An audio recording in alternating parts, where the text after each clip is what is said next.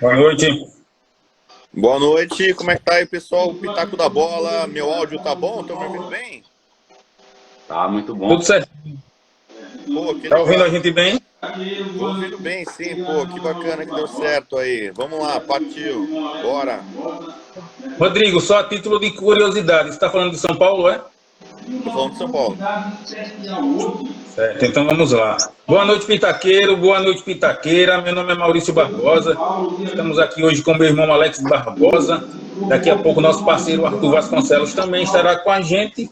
E o nosso convidado especial hoje é o nosso amigo Rodrigo Bueno. Ele nasceu em São Paulo, dia 27 de outubro de 72. Formou-se em jornalismo pela PUC de São Paulo em 1994.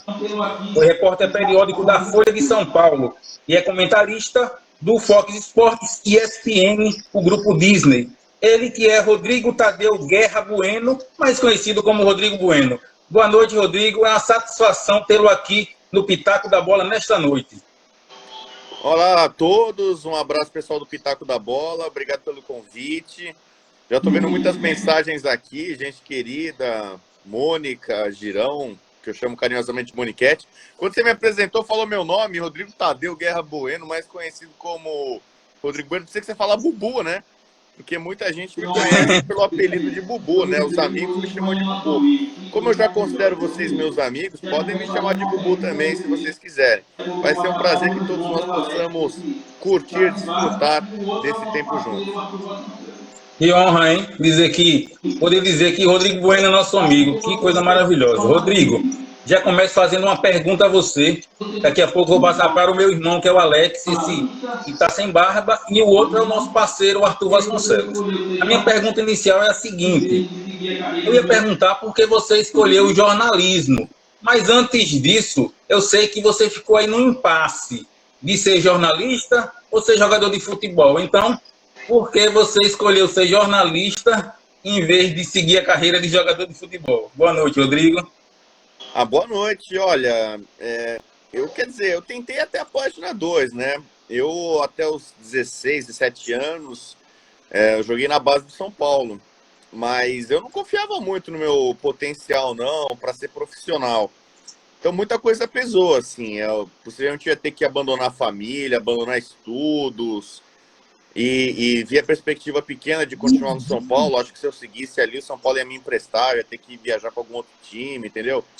Jogar em clube pequeno, e eu não confiava no que ia ser minha vida. Então era mais fácil seguir minha carreira acadêmica.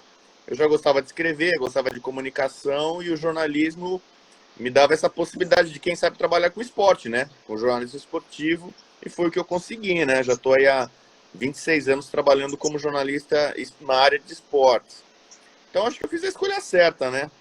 Não sei se o jornalismo ganhou muito comigo na área, mas pelo menos o futebol, né, não viu um perna de pau não, viu que eu jogava bem.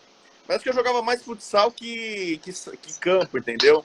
Eu jogava bem, mas acho que no salão eu joguei por dinheiro, até ganhando uma graninha, até 94. Até quando eu comecei a trabalhar na área, né? Mas, de fato, é uma carreira um pouco cansativa. As pessoas acham que jogar bola é legal pra caramba, que é tudo lindo, maravilhoso. Eu confesso que às vezes eu enchia o saco, sabe? Eu gosto de jogar bola. Tenho o prazer de jogar futebol. Tinha, né? Hoje eu não jogo mais. Mas todo dia fazer isso, sabe? Sol, chuva, e viaja pra cá, viaja pra lá, sabe? Você acaba sacrificando algumas coisas. Então, eu também não tinha muito mais paciência pra ter que ficar fazendo treino todo dia, sabe? Então tem coisa que é meio maçante. Mas acho que o principal é que, sei lá, eu não atendia aos desejos do meu pai, né? Que meu pai que queria que eu fosse jogador de todo jeito, né? Não curtia muito esse negócio de eu ser jornalista, não. Mas não me arrependo, não. Fiz a decisão correta. Muito legal. Alex Barbosa, boa noite. Boa noite, meu irmão Maurício Barbosa, meu amigo Arthur Vasconcelos e o grande Rodrigo Bueno, cara. Não tô nem acreditando que você tá aqui, pô. Assim, satisfação muito grande de você estar aqui presente com a gente, né, nessa live. E assim, duas perguntinhas. A primeira pergunta foi de acordo com a pergunta do meu irmão, que era qual a posição que você jogava quando você praticava futebol. E qual o programa mais engraçado, assim, mais descontraído que você já participou até hoje? Olha, esse negócio de posição é engraçado. Primeiro que assim, eu torço pra Holanda, né? Então sempre fui adepto do carrossel holandês, né? De tentar ser múltiplo em campo, de fazer várias funções. A primeira posição que eu joguei, meu pai me obrigou a jogar bola quando eu tinha 4 anos, né? Então, quando você tem 4 anos e o teu pai enfia você no campo para jogar bola com um moleque de 10, 12, você não vai entender muito de tática e de posicionamento. Me deu a 7 lá, eu fui pra ponta direita. Depois eu fui vindo pro meio, né? Joguei de meia, joguei de volante, que eu acho que acabou sendo a posição que eu mais joguei na minha vida, né? Em campo. Teve um torneio pelo São Paulo, Campeonato Metropolitano de 86, que eu joguei de 4 zagueiro. O técnico gostava da minha saída de bola, né, tal. Então ele tinha um zagueiro mais alto, rebatedor, mais físico, e queria um parceiro de zaga para ele mais técnico, né? Então ele me recuou para a quarta zaga. Só que aí, por exemplo, eu comecei a jogar muito salão, depois society, e gostei de fazer gol, entendeu? Então fui para frente e virei, nas últimas peladas e times que eu joguei de campo, eu jogava de centroavante. Então eu posso dizer que eu joguei, só que eu joguei no gol, entendeu? Em uma outra brincadeirinha eu até brinquei no gol, mas da ponta direita para meia, para volância, como o pessoal fala hoje, 4 zagueiros joguei. Só que se eu pudesse definir, era do meio para frente. Eu gosto mais é de participar da ação ofensiva. Arthur Vasconcelos, boa noite, meu amigo.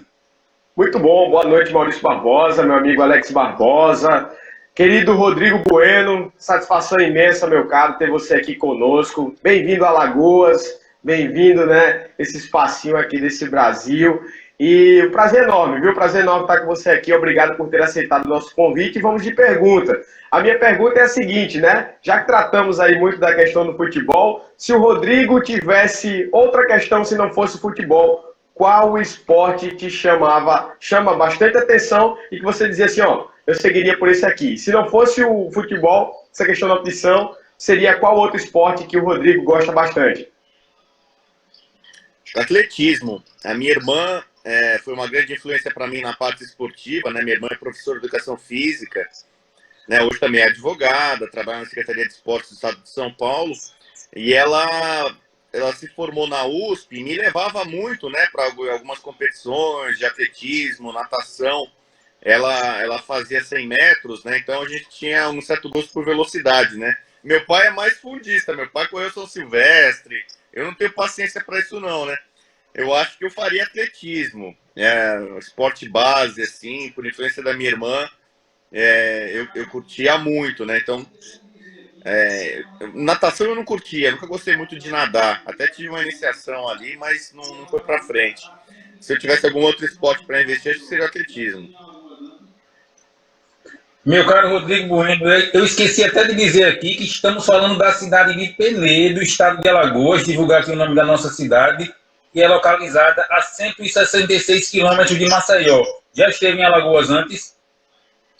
Eu estive a primeira vez, que em 92, tem o famoso Encontro Nacional dos Estudantes de Comunicação, né, que é a Enecom, que foi em Recife. Aí eu fui de ônibus de São Paulo até Recife, e aí eu passei por Alagoas, né? Mas estou devendo uma visita melhor como turista aí. Eu ainda não tive a chance de trabalhar em Alagoas, né? Boa parte dos estados do Nordeste eu conheci muito a trabalho, né? A Copa do Mundo, né? Estive na Natal, Fortaleza, já Pernambuco, tal. Alagoas ainda não tive a chance de ir a trabalho, né? Mas eu tenho vontade de conhecer mais como turista, né? Então acho que em breve farei além dessa passagem em 92 aí, eu preciso conhecer melhor aí Alagoas, o litoral, sobretudo, que é muito bonito, dizem.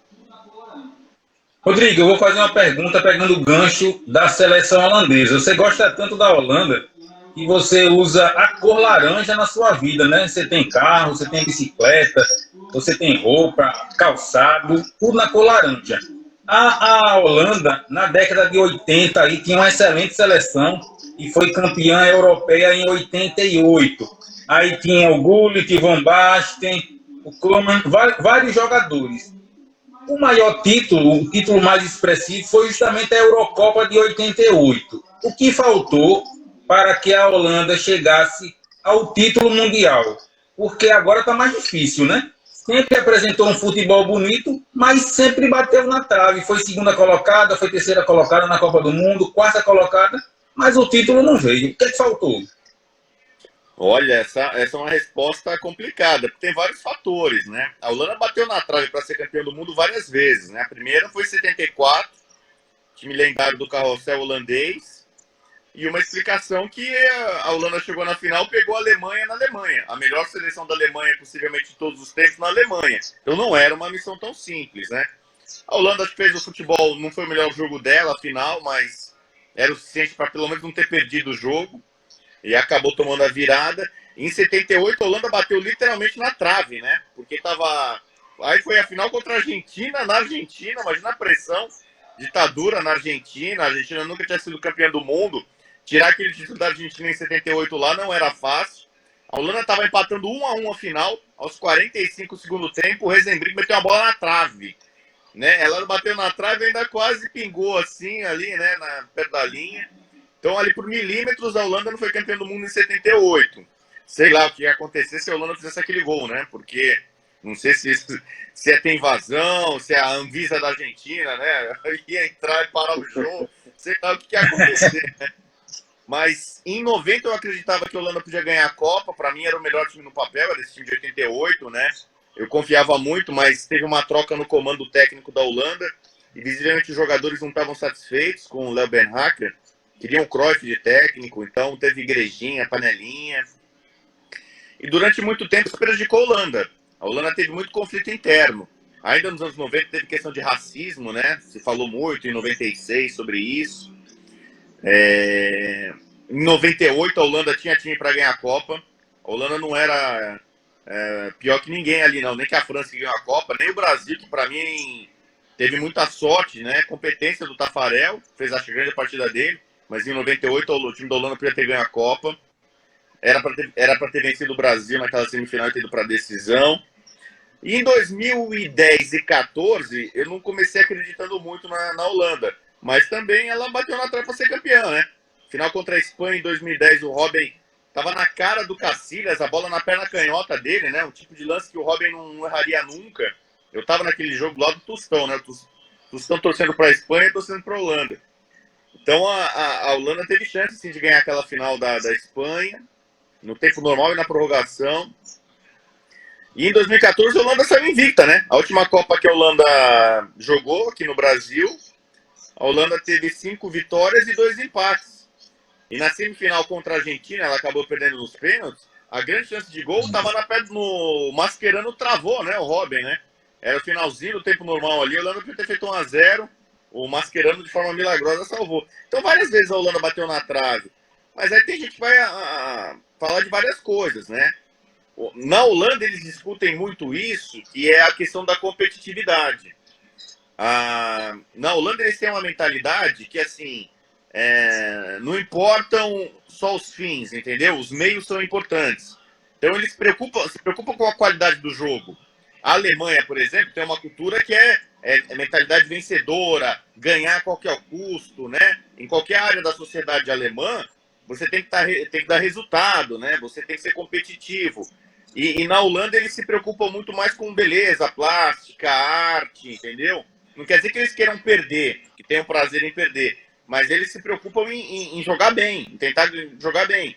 E às vezes falta em alguns momentos decisivos para a Holanda, para a seleção da Holanda, um pouco dessa veia, né, mais sanguínea, visceral, que os latinos têm muito, que alguns países têm, como a Alemanha, né? A Holanda é muito oposta à Alemanha em várias coisas, né? A cultura, a forma de pensar. Talvez isso explique o fato da Holanda até hoje não ter vencido uma Copa, mas ela já poderia ter vencido aí pelo menos umas 4 aí que eu citei. Com um pouquinho mais de sorte aí, talvez, a Holanda teria sido campeã do mundo. Espero viver ainda para ver isso acontecer alguma vez. Se tivesse ganho em 78, foi justamente o ano em que eu nascia, 78.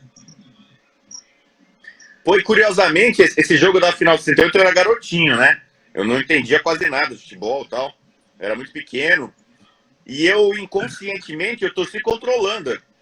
Porque a lembrança que eu tenho é que meu pai reuniu os amigos em casa, né? O Brasil tinha sido eliminado pela Argentina e tal, né? Naquela fase de grupos, né? A Argentina goleou o Peru, foi pra final. Então meu pai reuniu os amigos em casa, era para todo mundo torcer contra a Argentina, entendeu? Eu não entendia o que era Argentina, o que era Holanda, mas eu lembro que o único time que eu gostava de ver naquela Copa era a Argentina, porque é o único time que entrava em campo e chovia papel picado, né? A gente estava jogando em casa, a torcida fazia a maior festa, e os jogadores, pô, os cara bigodudo, cabeludo, eu falei, pô, esses caras parecem piratas, né? Pô, time legal pra caramba, né? Aí eu, garotinho, vendo aquilo ali, aquela festa, papel picado, uns caras meio piratas em campo. Falei, vou torcer pra esse time aí. Não sei porque que meu pai e os amigos dele torcem contra, né? Aí, 10 anos depois, tava eu, torcedor da Holanda, né? Mas acontece, né? Coisa de criança. Obrigado, Marcelo Padrão, aí, pelo elogio. Todo mundo tá escrevendo aí. Obrigado aí pelas palavras. Aliás, obrigado pelas palavras de vocês, né? Não tô com essa bola toda, não, viu? Galera aí, todo mundo, Maurício, Alex, Arthur aí, pô. Então, o Marcelo tá dizendo que você é fera demais, velho. O Marcelo e a gente assina embaixo, viu? O Marcelo disse é fera demais e a gente assina embaixo. Somos seus fãs. Vai ter muita pergunta da Holanda aqui. Se vocês ficarem falando assim, olha lá, o pessoal falando do Max Verstappen, eu tô torcendo eu torço assim, pra Holanda no futebol. Mas é claro que em algumas situações eu acabo torcendo para holandeses de uma forma geral, né? Pela questão da torcida, a laranja e tal. Esse ano na Fórmula 1 eu tô torcendo sim pro Verstappen, até para acabar com a hegemonia um pouco do Lewis Hamilton, né? Tava sem graça isso aí. E o Odílio perguntou aqui, os 3 maiores jogadores holandeses de todos os tempos, o Cruyff é o maior, é o Pelé holandês, para muita gente é o Pelé europeu, e meus 2 ídolos de infância e adolescência é Gullit e Van Basten, né? Então, esses 3 para mim estão no mais alto patamar. Alex, fique à vontade, viu? Rodrigo, eu ia reproduzir essa pergunta, né? Tem algumas pessoas querendo saber sobre a seleção holandesa, e eu queria saber se você tem uma seleção de todos os tempos da Holanda. Assim, você fala, essa é a seleção de todos os tempos, posição por posição. Aí você fala, deu escalar a Holanda de todos os tempos? Pô, eu já fiz isso algumas vezes já, né? Não é tão difícil, não. Tem uma tatuagem famosa, tem um cara que eu não conheço, ninguém sabe quem é.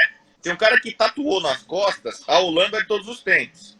Então todo mundo, cara, dia sim, dia não, me manda uma foto desse cara. Olha esse cara, a tatuagem que ele fez, não sei o quê. Você concorda com o time? E só tem uma mudança que eu faria no time do cara. Ele coloca o Stan de zagueiro e eu tiraria o Stan e colocaria o Davids. O Davids de volante e ele coaria o Rijkaard. O Rijkaard jogaria de zagueiro, ser profissional. Então muita coisa pesou, assim. Possivelmente ia ter que abandonar a família, abandonar estudos e ver a perspectiva pequena de continuar no São Paulo. Acho que se eu seguisse ali, o São Paulo ia me emprestar, eu ia ter que viajar para algum outro time, entendeu? Jogar em tudo pequeno e eu não confiava no que ia ser minha vida. Então era mais fácil seguir minha carreira acadêmica. Eu já gostava de escrever, gostava de comunicação e o jornalismo me dava essa possibilidade de, quem sabe, trabalhar com esporte, né? Com jornalismo esportivo, e foi o que eu consegui, né? Já estou aí há 26 anos trabalhando como jornalista na área de esportes. Então acho que eu fiz a escolha certa, né?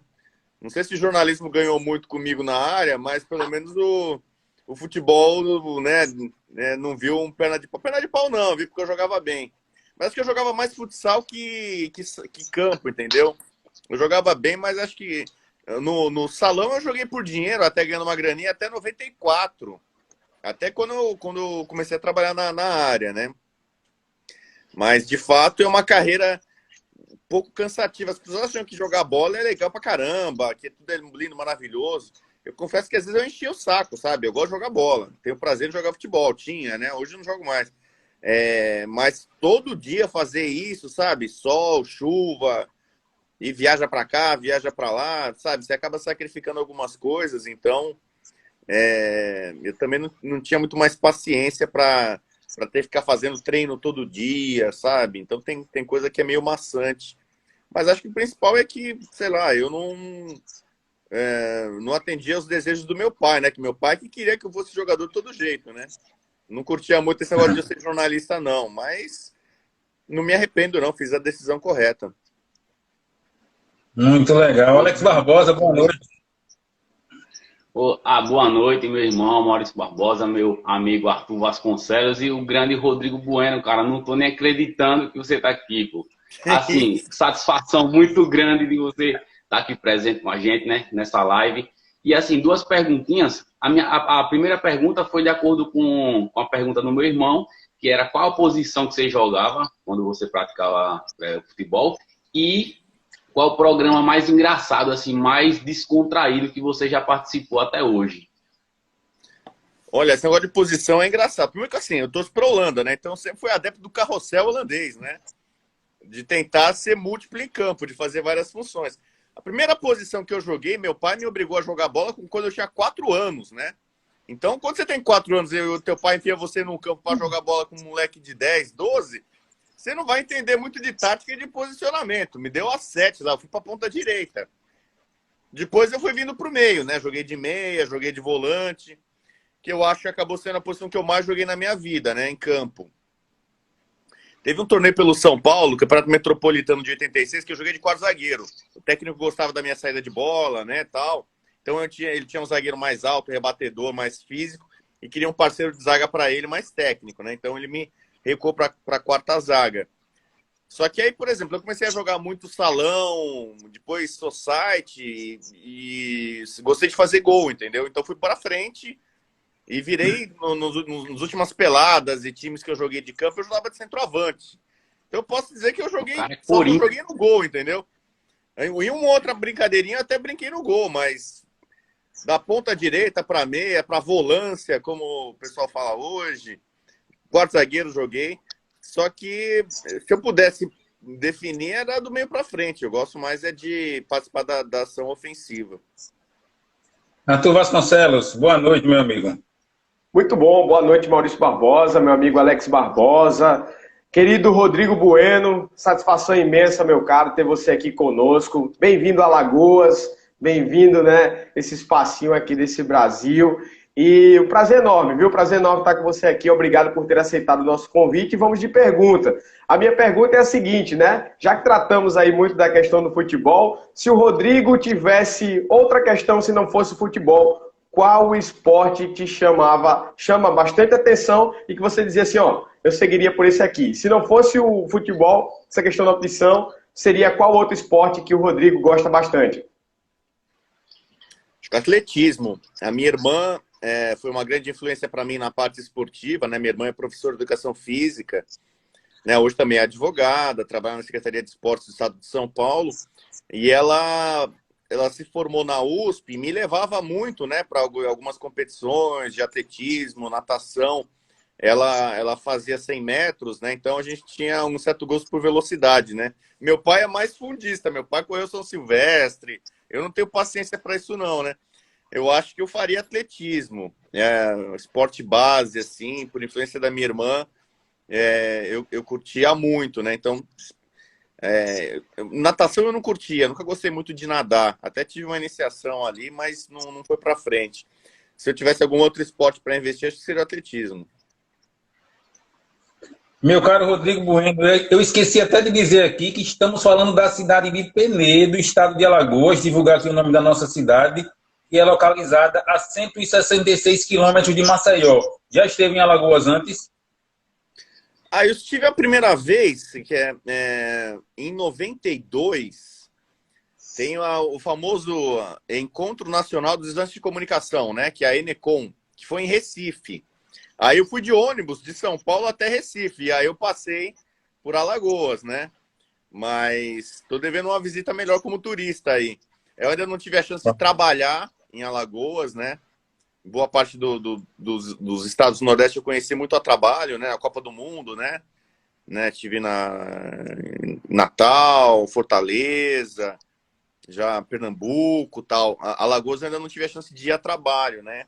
Mas eu tenho vontade de conhecer mais como turista, né? Então, acho que em breve farei além dessa passagem em 92 aí, eu preciso conhecer melhor aí Alagoas, o litoral, sobretudo, que é muito bonito, dizem.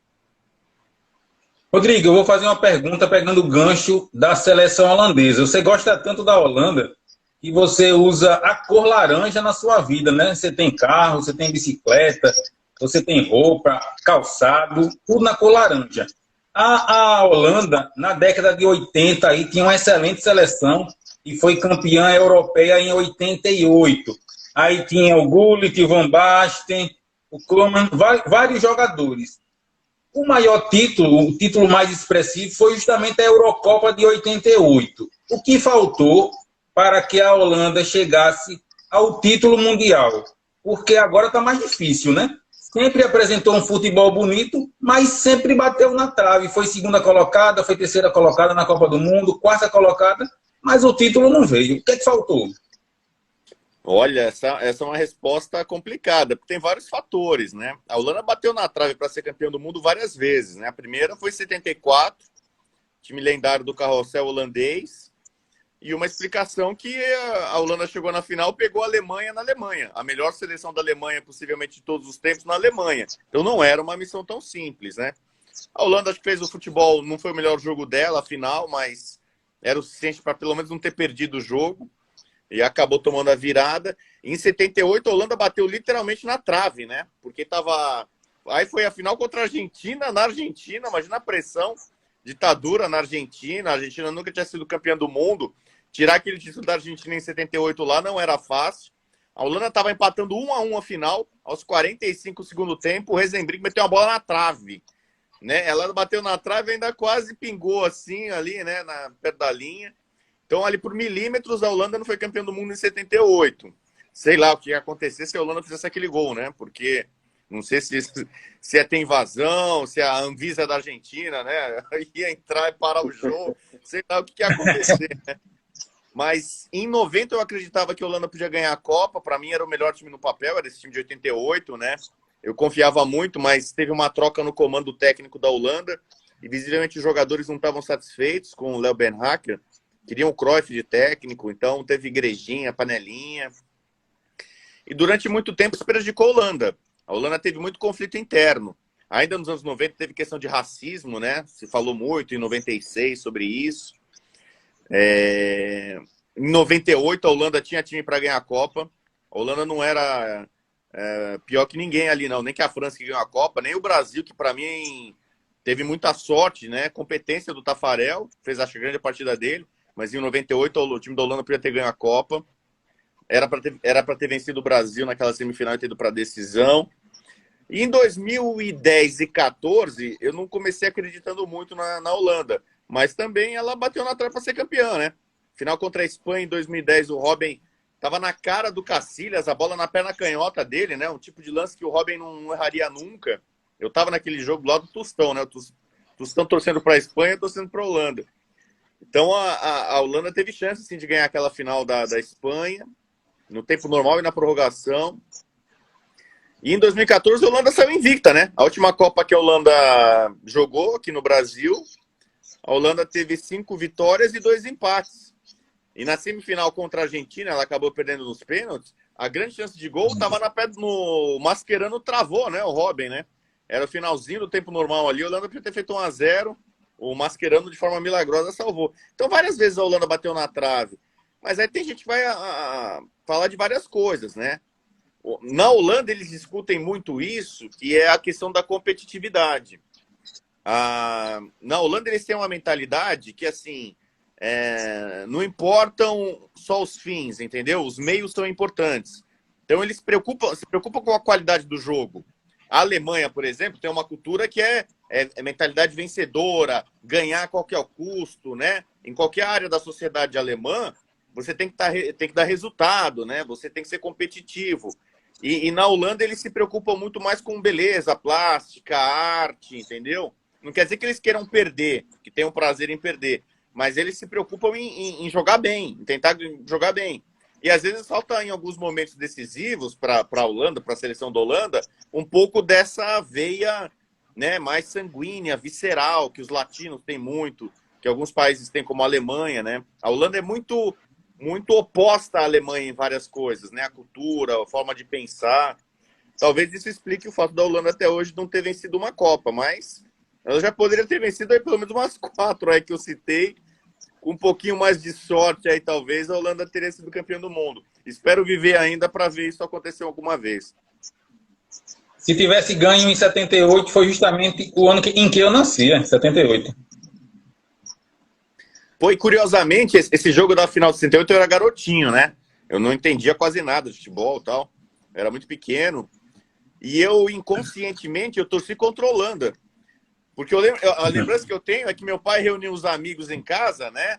O Brasil tinha sido eliminado pela Argentina e tal, né? Naquela fase de grupos, né? A Argentina goleou o Peru, foi para a final. Então, meu pai reuniu os amigos em casa, era para todo mundo torcer contra a Argentina, entendeu? Eu não entendia o que era Argentina, o que era Holanda, mas eu lembro que o único time que eu gostava de ver naquela Copa era a Argentina, porque é o único time que entrava em campo e chovia papel picado, né? A Argentina estava jogando em casa, a torcida fazia a maior festa, e os jogadores, pô, os cara bigodudo, cabeludo, eu falei, pô, esses caras parecem piratas, né? Pô, time legal pra caramba, né? Aí eu, garotinho, vendo aquilo ali, aquela festa, papel picado, uns caras meio os piratas em campo. Falei, vou torcer pra esse time aí. Não sei porque que meu pai e os amigos dele torcem contra, né? Aí, 10 anos depois, tava eu, torcedor da Holanda, né? Mas acontece, né? Coisa de criança. Obrigado, Marcelo Padrão, aí pelo elogio. Todo mundo tá escrevendo aí. Obrigado aí pelas palavras. Aliás, obrigado pelas palavras de vocês, né? Não tô com essa bola toda não, viu? Galera aí, todo mundo, Maurício, Alex, Arthur aí, pô. Então, O Marcelo tá dizendo que você é fera demais, velho. O Marcelo, e a gente assina embaixo, viu? O Marcelo disse é fera demais e a gente assina embaixo. Somos seus fãs. Vai ter muita pergunta da Holanda aqui. Se vocês ficarem falando assim, olha lá, o pessoal falando do Max Verstappen, eu tô torcendo eu torço assim, pra Holanda no futebol. Mas é claro que em algumas situações eu acabo torcendo para holandeses de uma forma geral, né? Pela questão da torcida, laranja e tal. Esse ano na Fórmula 1 eu tô torcendo sim pro Verstappen, até para acabar com a hegemonia um pouco do Lewis Hamilton, né? Tava sem graça isso aí. Né? E o Odílio perguntou aqui, os 3 maiores jogadores holandeses de todos os tempos. O Cruyff é o maior, é o Pelé holandês, para muita gente é o Pelé europeu. E os meus 2 ídolos de infância e adolescência é Gullit e Van Basten, né? Então, esses 3 para mim estão no mais alto patamar. Alex, fique à vontade, viu? Rodrigo, eu ia reproduzir essa pergunta, né? Tem algumas pessoas querendo saber sobre a seleção holandesa, e eu queria saber se você tem uma seleção de todos os tempos da Holanda. Assim, você fala, essa é a seleção de todos os tempos, posição, posição. Você fala, deu escalar a Holanda de todos os tempos? Pô, eu já fiz isso algumas vezes já, né? Não é tão difícil, não. Tem uma tatuagem famosa, tem um cara que eu não conheço, ninguém sabe quem que é. Tem um cara que tatuou nas costas a Holanda de todos os tempos. Então todo mundo, cara, dia sim, dia não, me mandam uma foto desse cara. Olha esse cara, a tatuagem que ele fez, não sei o quê. Você concorda com o time? E só tem uma mudança que eu faria no time do cara. Ele coloca o Stan de zagueiro e eu tiraria o Stan e colocaria o Davids. O Davids de volante e eu recuaria o Rijkaard. O Rijkaard jogaria de zagueiro. Zagueiro. Né? Mas a seleção do cara do meio para frente é fácil, porque tem Gullit, Van Basten, Cruyff, Bergkamp. Eu colocaria o Robben na minha seleção. Na defesa eu colocaria... Quem eu coloquei? Eu coloquei Van der Sar. Aí tem Rijkaard, Frank de Boer, Krol. Eu acho que botei 3 zagueiros. É que a Holanda joga sempre no 4-3-3, né? Quer dizer, sempre não. É uma boa discussão, até porque o Van Gaal tá treinando agora, ele tá jogando no 5-3-2 e tá brigando com os caras por causa disso. Mas então ficaria, deixa eu ver aqui, vamos ver. Caras com certeza. Vou pegar um papelzinho aqui, ó. Van der Sar no gol, não tem discussão. Na defesa, eu já falei que eu recuaria o Rijkaard, Frank de Boer e o Krol. Krol, pros mais novinhos que não sabem, Krol era o jogador do carrossel holandês, que atuava pela esquerda na defesa. Então ele pode ser líbero, pode ser atrás esquerdo. Peraí, o Davids tem que estar no meio campo. Aí o Robben na frente, o Van Basten. Eu tô fazendo errado, depois eu vou falar aqui, ó. O Cruyff. Cruyff era centroavante no time do carrossel holandês. Na eleição dos melhores do século, da história, na FIFA lá, colocaram ele como centroavante. Aí tem Bergkamp no meio, tem o Gullit no meio. Aqui já tem 1, 2, 3, 4, 5, 6, 7, 8, 9, 10. Tá faltando um. Deixa eu ver dos caras que eu coloco de verdade aqui. Eu não queria colocar o Koeman, né? Mas acho que teria que colocar um outro zagueiro aqui, para ficar com a 3-3. Tá faltando alguém. O Neskins é banco de reservas. Tá faltando algum gênio aqui não, hein? Deixa eu ver. Tá faltando gênio aqui. Vai lá, me ajuda aí. Fala grandes jogadores da Holanda aí. Vai lá, vamos me ajudando aí. Na zaga, você não quer botar o Koeman, rapaz, na zaga? Não, porque o Koeman é um cara que pode jogar de líbero, mas até aí, lá, o Frank de Boer pode fazer esse papel, o Krol pode fazer. É que você montar 3 zagueiros, eu tenho experiência de montar. Na pandemia eu fiz a seleção de todos os tempos, de quase todos os times, de 120 times diferentes, 120 clubes diferentes. Então, que quando você tem muito craque, o que você faz? Mete 3 zagueiros. Que aí você põe 3 zagueiros, e aí os craques do meio pra frente você põe todos, entendeu? Meio, né? Você se vira e coloca todos. Mas acho que assim daria. Um 4-3-3 seria o padrão normal. Seria Rijkaard, Koeman, Frank de Boer e Krol, Davids, Bergkamp e Gullit, Robben, Van Basten e Cruyff. O principal tá aqui, cara. O Dr. Robson disse aqui o Overmars. O Overmars não dá. Para time titular não tem condição. O Overmars, acho que nem no banco pega. Nem banco pega. Vamos lá, então. Rodrigo. Oi. Fala, Alex. Fica à vontade. Não, eu falando ele ia pegar o Van Nistelrooy. Van Nistelrooy também é difícil para pegar banco, viu? O Kleiber. Kleiber também, mesma coisa. Briga para ficar no banco e olha lá. Muito bom. Rodrigo, aproveitando o gancho aí, acerca da questão da sua profissão aí, vários fatos, né, você passou certamente aí na sua carreira. Eu gostaria que você narrasse assim, um fato inesquecível durante essa jornada no jornalismo. Fato inesquecível para você na profissão. Bom, eu vou aproveitar que eu lembrei uma pergunta, né? Foi, acho que o Arthur, né? O Arthur perguntou de um programa descontraído que eu participei, é o Fox Rádio, né? Famoso, né? Em termos de descontração, pode acontecer qualquer coisa, é o Fox Rádio, né? Que marcou época na TV brasileira ali, na TV a cabo, né? Agora, fato inusitado, durante uma transmissão, você fala um programa, isso? Isso, um fato inesquecível que você guarda ali naquela gavetinha assim, diz, isso aqui pra mim é inesquecível na minha vida. Um fato então, assim na profissão que chamou a atenção. Tem vários, mas assim, por exemplo, ter comentado um jogo da Holanda na Copa do Brasil aqui em Fortaleza, Holanda 2-1 no México, é o único jogo que eu comentei na televisão da Holanda, né?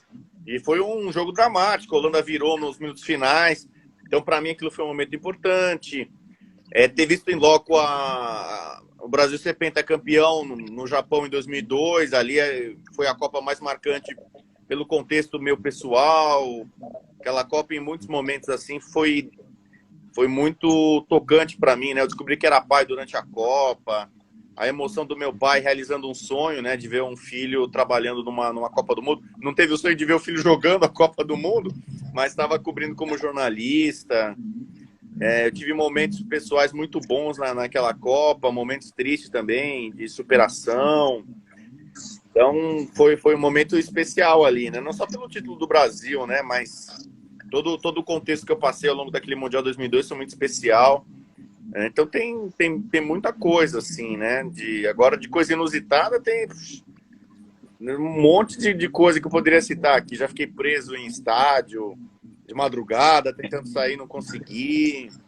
Perdi passaporte no Japão mesmo. Invadir estádio. Cara, tem um monte de coisa. Tem coisa que não dá nem para contar nesse horário aqui. Viu? Rodrigo, me diga uma coisa. Às vezes, no programa, com seus colegas jornalistas, o debate fica um pouco mais acalorado, né? E aí eu vou citar 2 episódios e em seguida eu vou fazer a pergunta. Episódio 1 foi com o saudoso Mário Sérgio.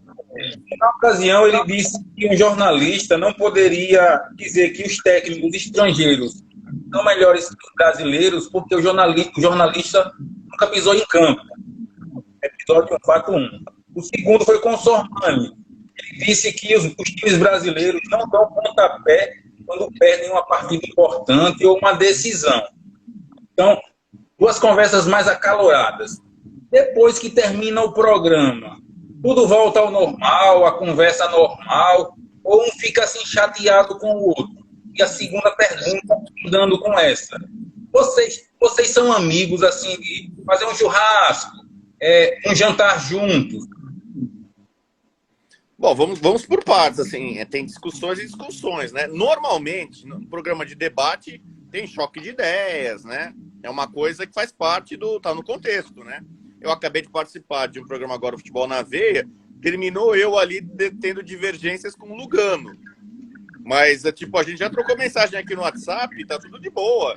Eu adoro o Lugano não vou dizer que me adora, né? Mas me respeita, entendeu? Então não tem nenhuma treta, tivemos opiniões divergentes no programa. Com o Sormani, eu não lembro direito exatamente desse caso, mas já teve programa em que o Sormani me ofendeu, aí depois ele meio que pediu desculpa, ficou um clima meio ruim assim e tal. O Benja, na época, deu intercedeu, que era o apresentador, né? Calma aí e tal. Aí depois o Sormani meio que mandou pedir desculpas no WhatsApp, e a gente se entendeu de boa, passou e tal. Acho que teve uma ou duas vezes assim que o Sormani, uma vez assim que ele me ofendeu, chamou de tonto, acho, uma coisa assim, esse tonto, não sei o quê. Essa foi essa vez aí. É claro que não é legal, né? Aí cria um clima legal, cria um clima bacana, tem muita gente assistindo. Então as pessoas, o cara foi grosseiro, o cara foi estúpido e tal. Então depois acaba tendo um entendimento. Eu e o Sormani hoje não temos problema, assim, entendeu? Mas é claro que nesse dia não foi nada feliz, não foi bacana, e até a coisa ter pedido desculpa e tal, a coisa passar, até fica um clima ruim algum tempo ali. Como qualquer relação, né? Você pode ter uma discussão com um cara na escola, no trabalho, tem uma treta ali no futebol, joga futebol, tem uma treta, mas depois você se entende. O caso do Mário Sérgio teve muita repercussão, entendeu? Então, foi diferente. É o caso em que eu me envolvi que continuou, cara, porque depois desse dia, que teve uma repercussão grande, né? A direção, na época, ficou naquela dúvida. E aí? Vamos tirar alguém do programa? Vamos afastar? Vai suspender alguém? Entendeu? E a decisão foi não suspender ninguém. Nem eu, nem o Mário, na época. E depois a gente fez o programa seguinte, juntos, que era para mostrar que estava tudo bem entre a gente. Só que, na verdade, não estava tão bem assim, entendeu? A gente continuou trocando farpa. Ele fez uma crítica meio que velada ali para mim numa transmissão de um jogo do Cuca e tal. Aí eu dei uma resposta no Twitter. Aí voltou hoje em dia, jornalista é meio que notícias. Cara, não deveria ser, né? Mas o pessoal, o jornalista fala, os caras colocam lá e ficam para dar acho que dar audiência, né? Polêmica, sei lá. E aí deu para ver ali em algumas semanas depois que estava aberto ainda, né, a ferida entre eu e o Mário. Aí fizemos uma reunião, a direção na época chamou eu, o Mário, né, a direção. Vamos dar a mão aí, não adianta ficar aí um alfinetando o outro. E a partir dali, a minha relação com o Mário Sérgio melhorou 2000%. Porque, assim, visivelmente eu era um cara que o Mário Sérgio não conhecia muito, então não me respeitava muito como profissional. O Mário, naquela época, quando ele chegou no Fox Sports, logo que ele chegou numa condição de estrela, né? Assim, né? Comentarista já consagrado, né? Trabalhou na TV aberta, a chefia gostava muito dele na época e tal. Se colocou num tom mais superior, né? Quem é você? Você não jogou bola. Ele tinha esse pensamento, que ele mudou ao longo do tempo. Para ele, assim, o cara jogou bola, pode falar de futebol. Não jogou bola, não entende nada, não sabe nada, não pode dar pitaco. É uma discussão antiga, mas o Mário Sérgio tinha esse preconceito. Na cabeça dele, assim, vou ficar discutindo aqui com um cara aqui. Você jogou aonde, entendeu? Aquela famosa assim, jogou aonde? Você é famoso quem? Famoso quem, cara? Você não teve lá dentro, vai falar o quê, entendeu? Então, aqui é uma discussão torta, né? Porque é o seguinte, eu nunca fui chefe de cozinha. Então, eu não posso comer uma comida e achar a comida boa ou ruim. Não, eu não vou discutir com um chefe de cozinha porque o cara é chefe de cozinha. Eu não posso falar sobre um filme. Eu nunca fui ator, nunca fui diretor. Eu posso falar se o filme é ruim ou não? É meu direito. entendeu? Um ator, entendeu? Nunca, uma peça de teatro, eu posso julgar. Olha, então ninguém pode falar de política, né? Eu nunca fui presidente, nunca fui senador, nunca fui deputado. Eu não posso criticar, esse político é bom, esse político é ruim, entendeu? Então, é cascata isso de que, assim, você não fez isso, você não pode falar disso. Não fala disso. E aí o tempo deu conta de tudo, o Mário Sérgio começou a trabalhar no Fox Rádio, e a última entrevista dele, lógico que ficamos amigos, próximos, eu fiquei próximo da hoje viúva dele e tal, ele passou a me respeitar e mudou esse conceito. Tanto que a última entrevista dele foi dada para o UOL, ele me cita, né? Ele é perguntado quais são os seus 2 grandes arrependimentos, né? Os seus arrependimentos na vida. Ele citou 2 só. Um é o José Poi, que era técnico do São Paulo dele, que ele ajudou a derrubar, ele admite isso. E o Mário Sérgio admitia, sempre assim, ele é muito autêntico, né? Fala mesmo, né? Então ele falou, ajudei a derrubar o técnico do São Paulo, José Poi, e ele se arrepende porque o cara era legal, ele tinha bronca com o dirigente lá, com o diretor. Então ele fala, pô, foi mancada, entendeu? Pô, o cara era legal e eu ajudei lá com outros jogadores a derrubar o cara. E o outro arrependimento que ele cita é no meu caso. E ele fala, pô, eu tava chegando no Fox Sports, não conhecia o Rodrigo Bueno, e eu tinha uma cabeça diferente. Depois eu vi que sabe, que dá para ter um programa de debate com jornalistas e cada um tem a sua opinião. Falou, pô, o cara é legal, o cara é estudioso, sabe? Então, muita gente, na hora de pegar minha treta com o Mário Sérgio, pega a treta e não sabe o que veio depois, né? Então, eu sempre recomendo, leia a última entrevista do Mário Sérgio. Infelizmente, foi a última entrevista dele, né? E na qual ele é muito carinhoso comigo. E, de fato, depois dessa treta, minha relação com ele melhorou 2000%. A gente chegou a se ver, trocar mensagem e tal. Mesmo depois, né? Com mudança. Ele nem sempre ficava no Rio, né? Ele ficava em São Paulo e viajava e tal, mas, né, digamos que a minha relação dele melhorou muito com ele. E sobre ser amigo fora e tal, em qualquer empresa, em qualquer lugar, né? Tem pessoas que você tem mais afinidade, né? Tem pessoas que são amigos meus de longa data, então saio, me encontro. Hoje, na pandemia, muito menos, né?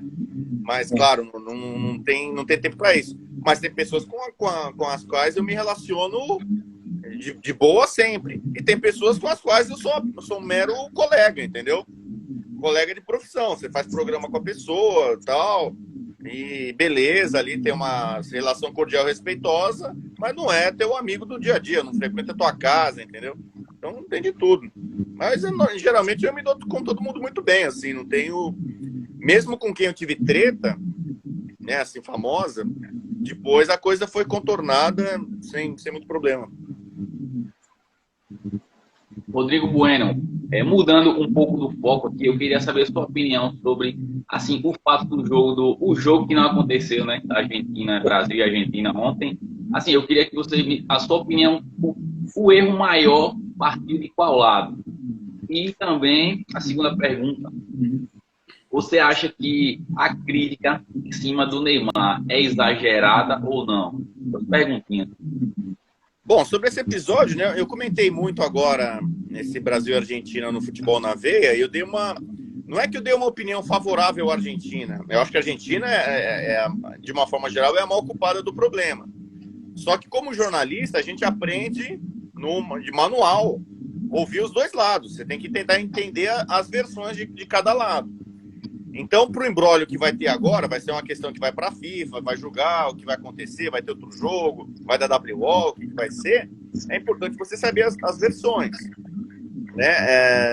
A Argentina alega que ela botou os jogadores com base no protocolo da Conmebol. Né? Ela está dizendo que a Conmebol daria... Assim como a Conmebol tem, desde o começo, procurado na Libertadores, na Sul-Americana, na Copa América, nas eliminatórias, vamos fazer jogo, vamos botar público, tal, é um caso especial, a Argentina diz que se pautar... Mas é inegável que eles quebraram uma regra sanitária, né? Uma lei nacional. Então, na medida em que isso acontece, claro que o maior erro é da Argentina. O Brasil defende que ficou avisando os caras, né? Avisou. Eu acho que o problema maior aqui, no caso brasileiro, foi das autoridades, né, Anvisa, incluindo aí e tal, de tomar essa decisão já com a bola rolando, entendeu? Se estava alertando, como dizem, né, avisando, já devia chegar lá e parar no hotel, cara, sabe? Ter uma intervenção dessa antes do jogo, não deixar chegar para começar a partida, para paralisar o jogo. Aí fica, sabe, para o mundo inteiro ver, fica imagem péssima para o Brasil, para todo mundo, para a Argentina, para o futebol sul-americano. Então, acho que a abordagem final lá, a interrupção do jogo, pegou muito mal para o Brasil. E, sinceramente, eu não sei o que vai acontecer na decisão da FIFA.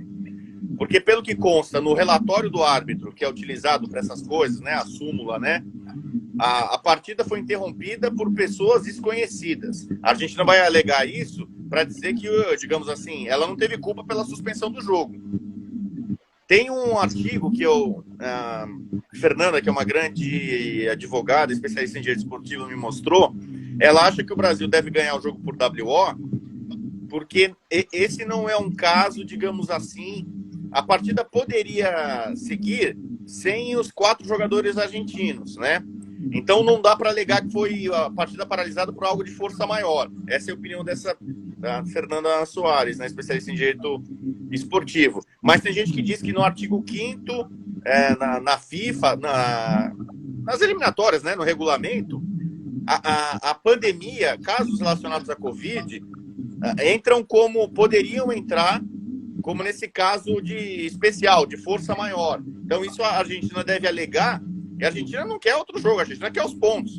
Então a gente tem um embate jurídico, o Brasil quer os pontos, ganha por WO, e a Argentina quer a mesma coisa. Ela diz que a culpa da paralisação, da suspensão do jogo é do Brasil, ela quer os pontos. Eu acho que no final das contas a FIFA vai ser salomônica, entendeu? Não vai tomar nenhuma medida nem contra o Brasil, nem contra a Argentina, sei lá, marcar um outro jogo, não sei onde, não sei quando, mas acho que ela não vai querer meter o bedelho, e também não vai ter pressa nisso, né? E também não vai mudar muito o preço do dólar, porque no fundo, mesmo sem esse jogo, se der um WO duplo, por exemplo, Brasil e Argentina devem se classificar para a Copa com o pé nas costas, entendeu? Mas a cena é muito triste, né? Não só aqui no Brasil, na Argentina, as capas de jornais que eu vi na Inglaterra, em Portugal, é uma vergonha, sabe, para o futebol sul-americano. Então, é lamentável, né? Mas quero acreditar que o maior problema é da Argentina, porque eles foram avisados, sabiam, né, do problema dos jogadores vindos da Inglaterra. Quando você viaja para um determinado país, seja qual for, você tem que estar consciente, né, das regras, da política daquele país, do que é necessário, o que você deve fazer, o que você não pode fazer. Ainda mais em época de pandemia, qualquer deslocamento internacional, você tem que estar muito bem... E eles sabiam, né? Então, eu acho que a Argentina foi quem mais pecou nisso. E o Brasil pecou em postergar esse problema, né? Deixar chegar a esse ponto para um jogo iniciado, né? Aí fica muito mal, pega muito mal. Beijo pro Denise aí, ó. Beijos laranjas. Aí.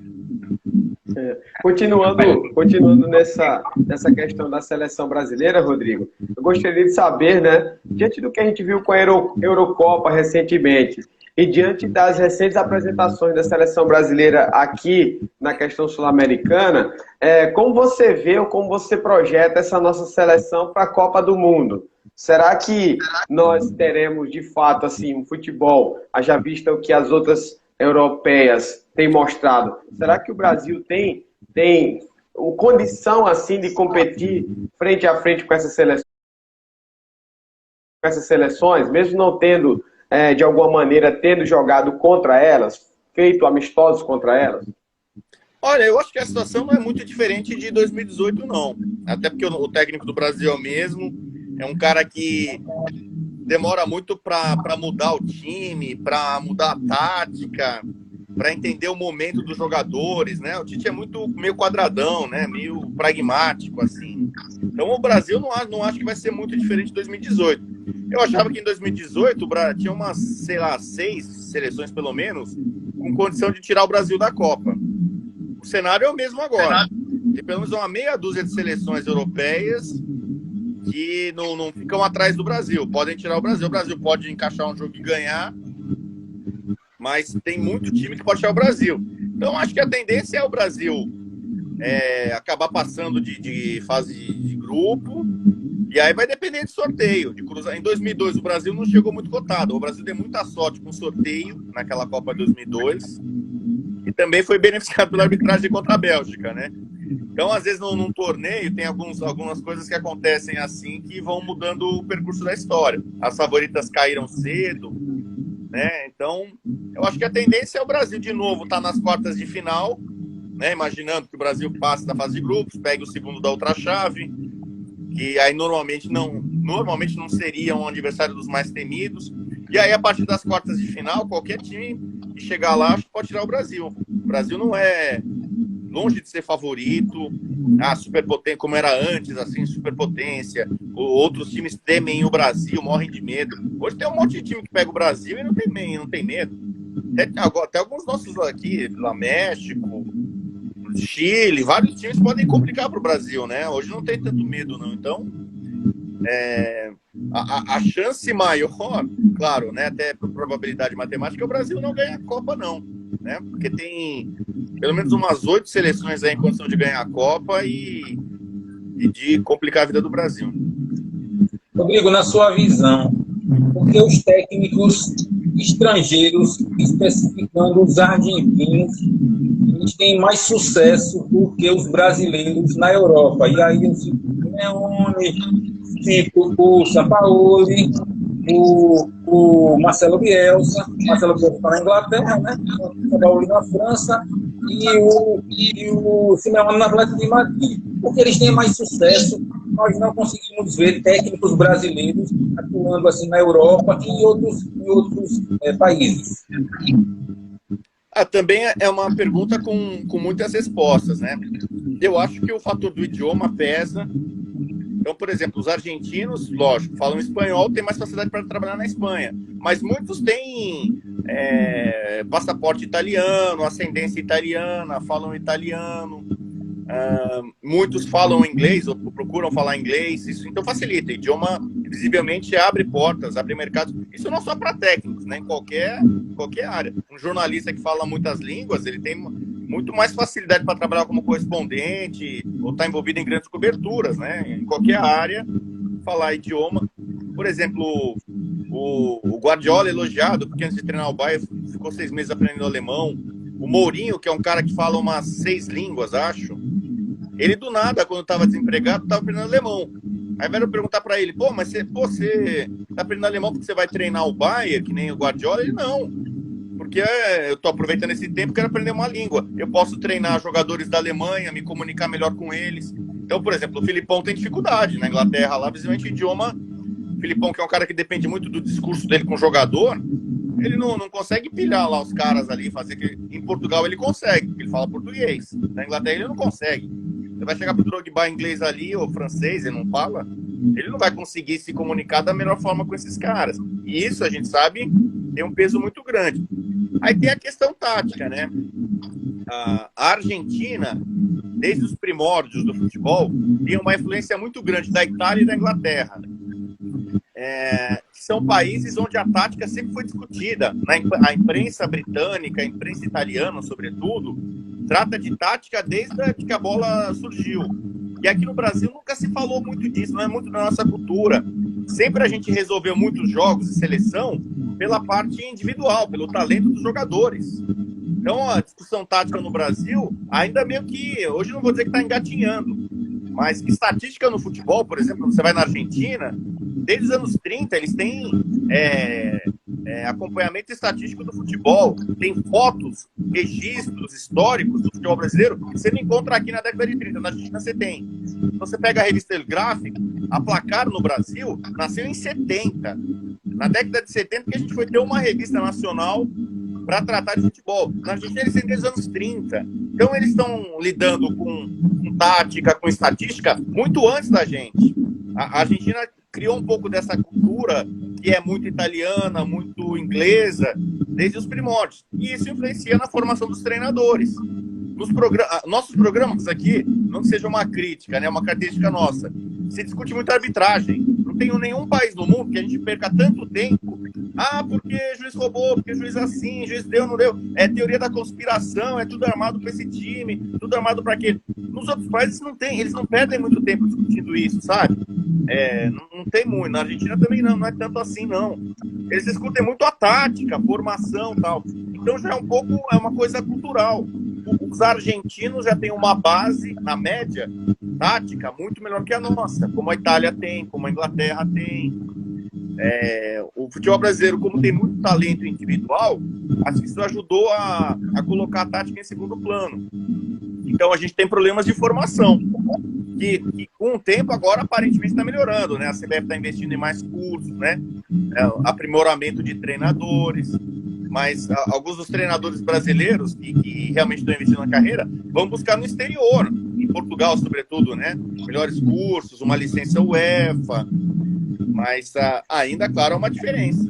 E isso se reflete na hora dos principais clubes do mundo, ou seleções do mundo, contratarem técnicos. Olha a quantidade de técnicos italianos, portugueses, espanhóis que estão espalhados pelo mundo.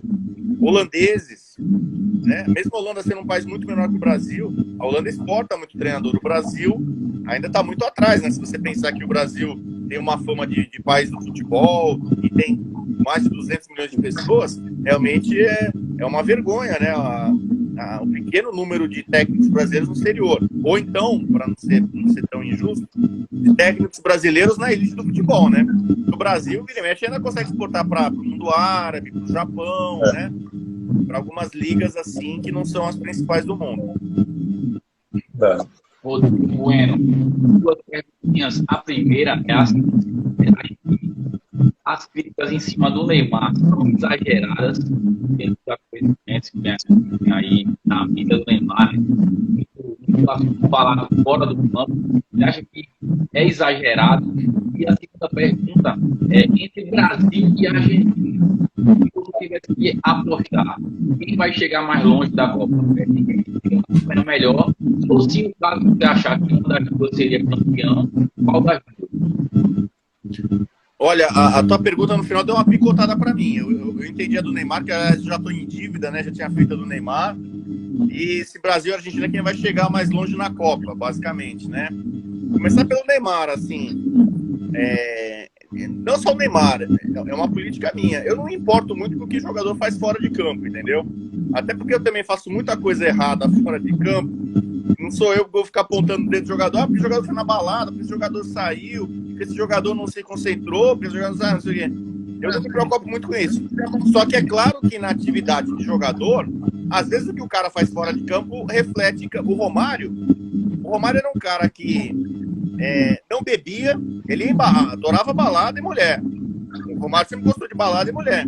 Mas é um cara assim que não era ligado muito em bebida, cigarro, droga, tal. Então ele é um cara que o corpo dele é uma questão dele. Ele podia quebrar na noite, chegar no dia seguinte no jogo e arrebentar.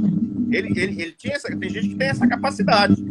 Aguenta a bronca. Tem cara que não. O cara quebra na noite, chega no dia seguinte, não consegue treinar, não consegue jogar.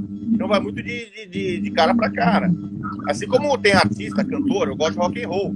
Tem roqueiro que o cara toma tudo, faz tudo errado e o cara tá vivo e consegue render. Tem cara que piroca lá e não sabe, não consegue produzir. Então, as críticas ao Neymar dentro de campo, eu acho que são justas, todas. O fato de ele ter sido caicai é inegável, era o tipo de jogo dele.